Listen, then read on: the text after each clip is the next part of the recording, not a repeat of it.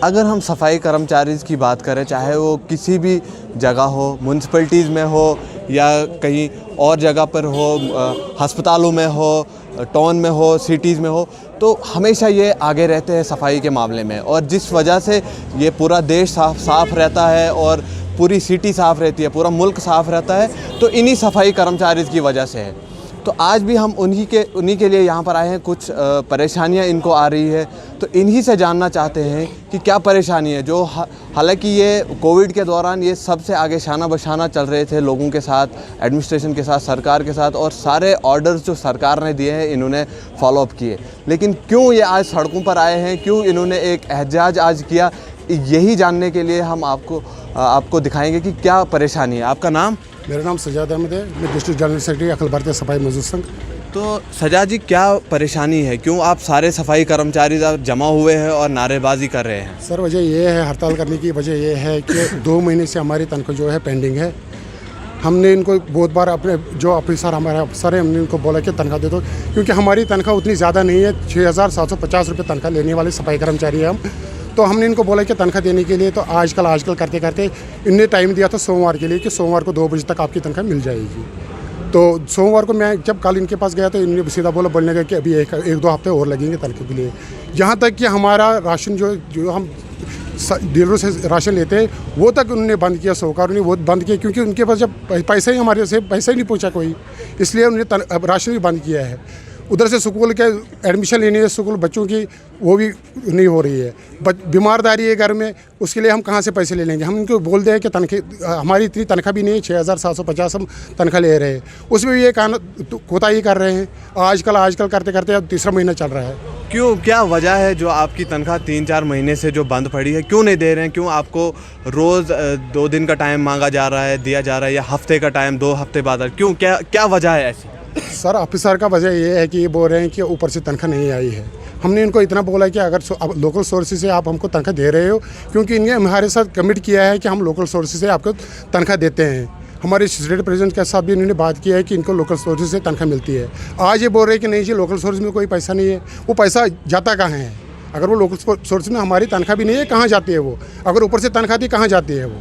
तो इसके बारे में आपने कभी डीसी डोडा से बात की, एडमिनिस्ट्रेशन से बात की? उनके साथ भी बात की है, मगर वो ये बोल रहे हैं कि वो ऑफिसर को पता होगा कि क्या है क्या नहीं है। इस बारे में ऑफिसर के साथ बात की है कि वो तो ऊपर से तनख्वाह नहीं आई, हुंडी नहीं आई सेक्रेटरी से। अब कोई कोरोना में है, कोई कुछ है, उसके साथ हमको कोई नहीं। हम यही बोल रहे हैं कि हमारी जो पेंडिंग वेजेस है वो हमको दे दिए। तो अब आप क्या मांग करते हैं? हम यही मांग कर रहे हैं कि हमारी तनख्वाह, तो जितनी देर तक हमारी तनख्वाह नहीं मिल जाएगी उतनी तक कोई काम नहीं होगा। क्या मसला क्या है? मसला यही है कि तनख्वाह नहीं दे रहे हैं ना, और कुछ नहीं है मसला, यही, और कुछ नहीं मसला है इनके साथ। तो कब तक ये आपकी स्ट्राइक चलती रहेगी? जब तक सर, जहाँ तक जितनी देर तक हमारी तनख्वाह नहीं मिलेगी उतनी देर तक काम छोड़ रखता है। और भी कुछ लोग हैं हमारे साथ यहाँ जुड़े हुए हैं, इनसे भी जानेंगे कि ये कहाँ किस वजह से इनके साथ यहाँ पर आए हैं। आपका नाम? मेरा नाम वसीम राजा, मैं कांग्रेस डिस्ट्रिक्ट ऑफिस सेक्रेटरी डोडा। जहाँ भी गरीब आवाम या डेली वेजर्स के साथ ज़्यादतियाँ हुकूमत करती है, तो हम कांग्रेस उनके साथ शाना बशाना खड़ी है। हम इनके साथ अगर ये धरने पे भी बैठेंगे, हम पूरी कांग्रेस लीडरशिप इनके साथ धरने पर भी बैठने के लिए तैयार है। तो आप जब यहाँ इनके सपोर्ट में आए, तो आप क्या अपील करते हैं इनकी? मैं गुजारिश करता हूँ डिस्ट्रिक्ट एडमिनिस्ट्रेशन से, और जो इस वक्त यूटी गवर्नमेंट है या स्टेट गवर्नमेंट है, इनसे गुजारिश करता हूँ कि इनकी जो तनख्वाह है वह गुजार की जाए फिलफोर, क्योंकि ये लोग 6,000 या 7,000 तनख्वाह लेते हैं।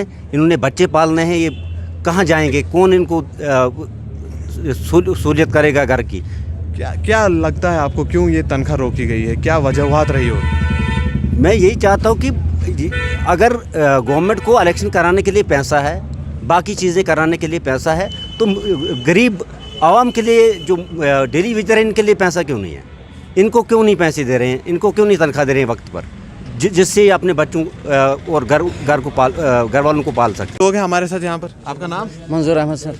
मंजूर जी, क्या समस्याएं आपको है? क्यों आज आप सारे खड़े हैं बाहर? सर, सबसे पहले जो हमारा मसला है सैलरी का है। 3 महीने से 2 महीने की सैलरी पेंडिंग है, 3रा महीना चल रहा है। हम परसों अपने एओ साहब के पास गए थे कि सर हमारी तनख्वाह जो है ये रिलीज़ कर दो, तो उन्होंने 2 दिन का टाइम दिया था, आज हफ्ता चला गया, हमारी सैलरी रिलीज़ नहीं हुई। तो आज हमें मजबूरन होके धरने पे बैठना पड़ा। हालांकि धरना नहीं, कल से स्ट्राइक मत होगी, हम सारे सड़कों पे उतर आ जाएंगे अगर हमारी सैलरी रिलीज़ नहीं हुई। क्या वजह है जो आपकी सैलरी रिलीज़ नहीं हो रही? काफ़ी महीनों से आपकी ये समस्या चल रही है, क्या है? सर समझ नहीं आ रही है। पहले तो मैं आपको नरेंद्र मोदी जी की बात करूंगा, उसने झाड़ू उठाया था। हम जैसे घटिया लोगों ने, गरीब लोगों ने सोचा था मोदी ने झाड़ू उठाया, झाड़ू वालों को अब आसमान पे पहुंचा देंगे। आसमान का हमें ज़मीन भी बोल गई है। क्यों ऐसा हुआ? देखिए, इन्होंने जो हमारे यहाँ के प्रधानमंत्री, उन्होंने काफ़ी ध्यान दिया, तवज्जो दी थी सफाई कर्मचारी की, और काफ़ी वो बात करते थे कि सफाई के लिए हिंदुस्तान साफ़ रहना चाहिए। क्या बात?